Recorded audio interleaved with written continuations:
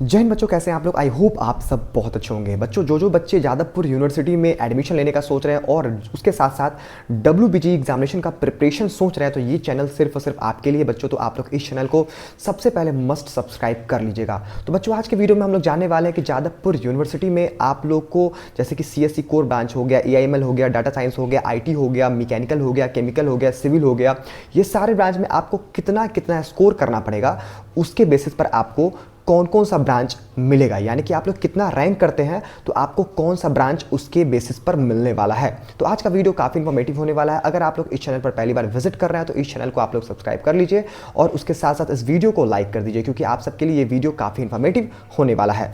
तो बच्चों, सबसे पहले अगर हम लोग CSE कोर का बात कर ले तो CSE कोर में आपको 110 स्कोर करना पड़ेगा 200 में से।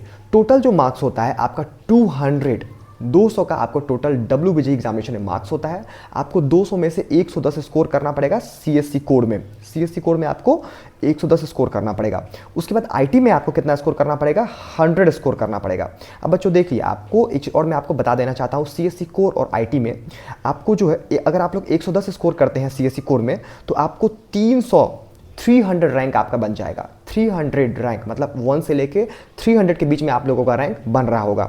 उसके बाद अगर आप लोग बच्चों IT में स्कोर करते हैं, 100 अगर स्कोर करते हैं आप लोग IT में तो आपका 400 स्कोर बन रहा होगा। उसके बाद अगर आप लोग ECE में आपको 200 में से 95 मार्क्स आपको लेकर के आना है। अगर आप लोग 95 मार्क्स लेकर के आते हैं तो आपका 600 स्कोर बन रहा होगा, 600 रैंक बन रहा होगा, ठीक है।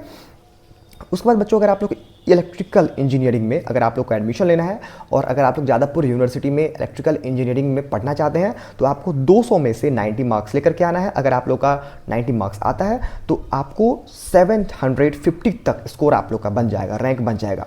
उसके बाद IEEE जो ब्रांच है उसमें आपको 85 मार्क्स लेकर के आना है 200 में से। अगर आप लोग 85 मार्क्स लेकर के आते हैं तो आपको 1001 के रैंक आप लोगों का बन रहा होगा।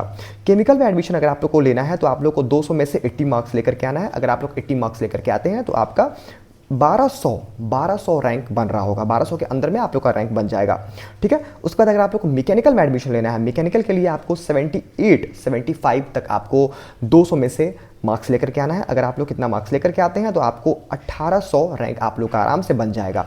पावर में, ठीक है, पावर इंजीनियरिंग ब्रांच में आपको ना बच्चों 75 मार्क्स, उसमें भी वही है, सेम ही है, 75 मार्क्स लेकर के आना है 200 में से और आपका जो रैंक बन रहा होगा वो 2500 तक आप लोग का रैंक बन जाएगा। उसके बाद केमिकल इंजीनियरिंग में आपको 200 में से 70 मार्क्स लेकर के आना है। अगर आप लोग 70 मार्क्स लेकर के आते हैं तो आपका 3500 आप लोग का रैंक बन जाएगा। 3500 तक आप लोग का रैंक आराम से बन जाएगा, ठीक है।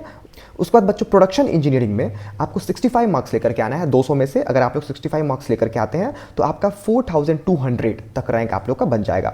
उसके बाद कंस्ट्रक्शन इंजीनियरिंग में 60 मार्क्स तक आप लोग को लेकर के आना है। अगर आप लोग इतना मार्क्स बच्चों लेकर के आते हैं तो आपको 4500 या 5000 के बीच में आप लोग का रैंक आराम से बन जाएगा। मेटलर्जी में इंजीनियरिंग में उसमें आपको 60 मार्क्स लेकर के आना है। अगर आप लोग 60 मार्क्स लेकर के आते हैं तो आपको 5000 तक आप लोग का रैंक बन जाएगा।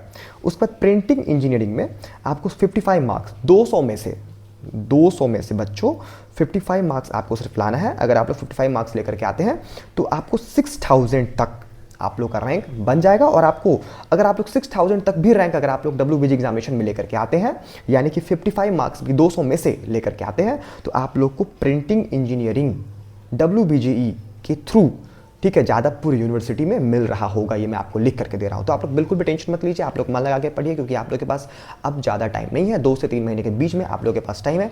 और कोई भी अपडेट अगर WBG से रिलेटेड आता है तो मैं सबसे पहले अपने YouTube पर अपलोड करने का प्रयास करूँगा।